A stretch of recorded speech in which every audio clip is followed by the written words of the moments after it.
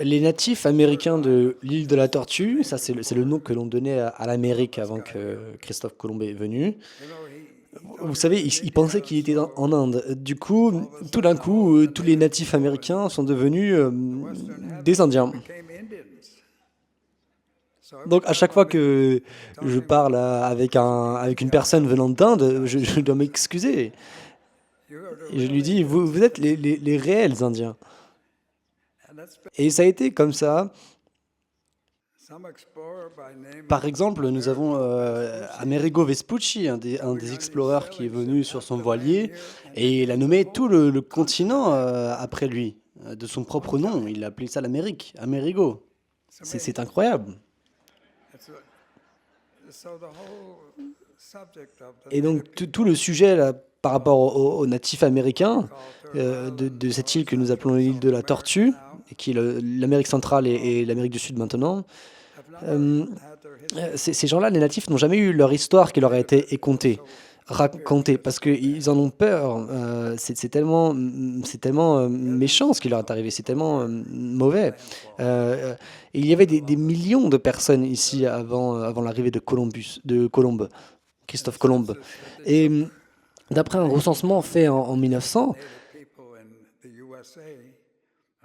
un recensement fait aux natifs américains en 1900, il n'y avait plus que 250 000 personnes.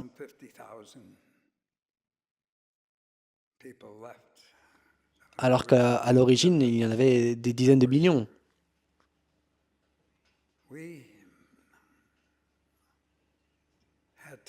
Et donc nous, on avait un titre, on donnait un nom à notre île, à notre continent. On l'appelait l'île de la Tortue. Et la démocratie, elle était omniprésente ici. Tout le monde était libre. Nous n'avions pas de mots pour ça. La notion de démocratie est venue avec nos frères, nos collègues d'outre-mer. Mais nous étions déjà libres. J'ai une fois parlé avec une aînée de notre clan et je lui ai demandé quand est-ce que nous sommes devenus indiens. Et elle a dit, est-ce qu'on parle d'indiens sauvages? Et elle a dit, par rapport à ça, parce que les Européens l'appelaient comme ça, et elle a dit, dans notre langage, nous n'avons pas de mot pour sauvage.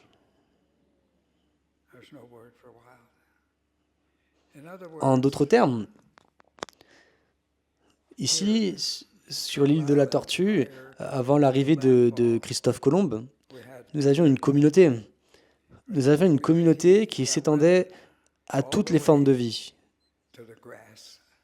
Pas que les humains, mais jusqu'aux plus petites créatures que vos yeux ne peuvent voir.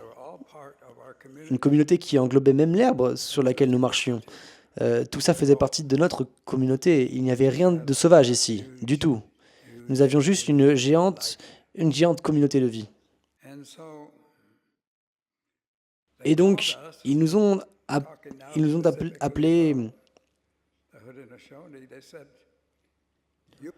et ils nous ont dit, vous êtes des communistes. Et nous, on a répondu, vraiment? Je pensais qu'on était de la nation des Onondagas. Non, commun. Communauté, c'est ce que nous avions ici.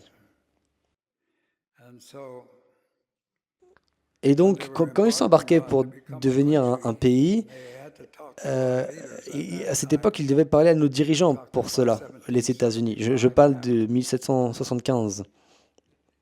Ils savaient que nous étions alliés avec les Anglais. Et ils étaient rebelles. Et ils allaient se révolter, en fait, pour leur indépendance. Mais ils savaient que si nous nous levions et prenions nos armes aux côtés des Anglais, alors il serait impossible pour eux de pouvoir faire face aux Anglais, en fait, et de gagner leur indépendance. Ils n'avaient aucune chance.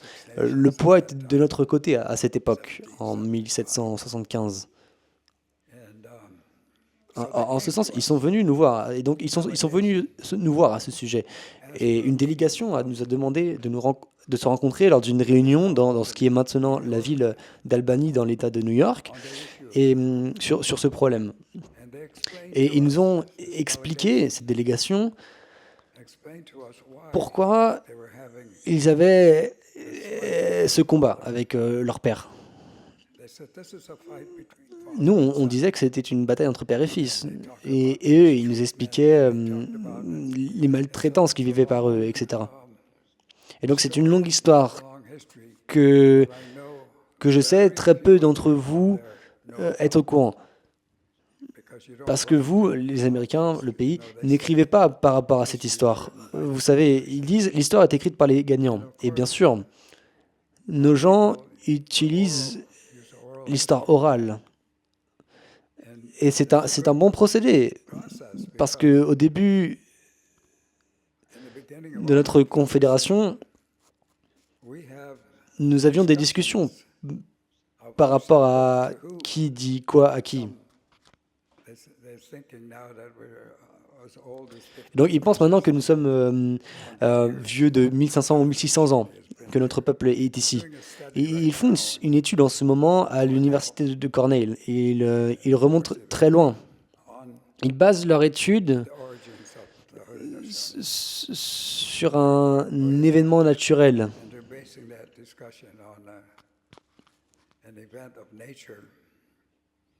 Quand la Terre a couvert le Soleil, une éclipse donc. Et comment ils font cela est écrit dans l'histoire du rassemblement de nos 5 nations qui vivaient en Amérique, sous l'étendard des 5 nations. Et il y avait les Mohawks, les Oneidas, les Onondagas, les Cayugas et les Sénégas. Et ils se battaient tout le temps entre eux. Les hommes étaient constamment en guerre, d'une manière féroce.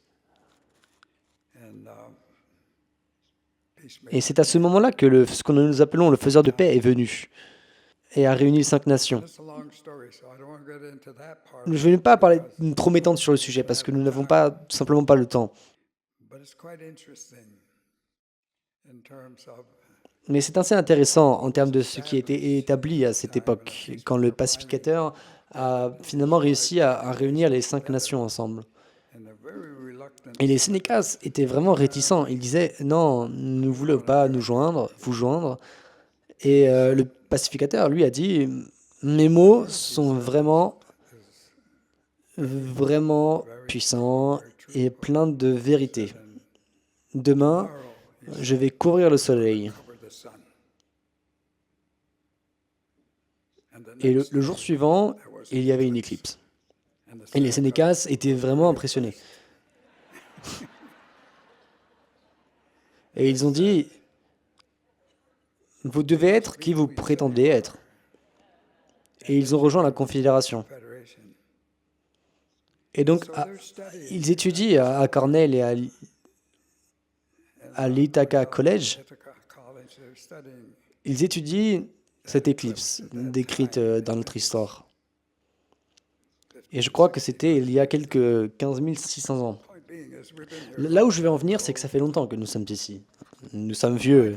Et vous, depuis les 500 ans que vous êtes là, oh, vous avez causé beaucoup de dommages. C'est incroyable. C'est incroyable. Et ce n'est pas fini.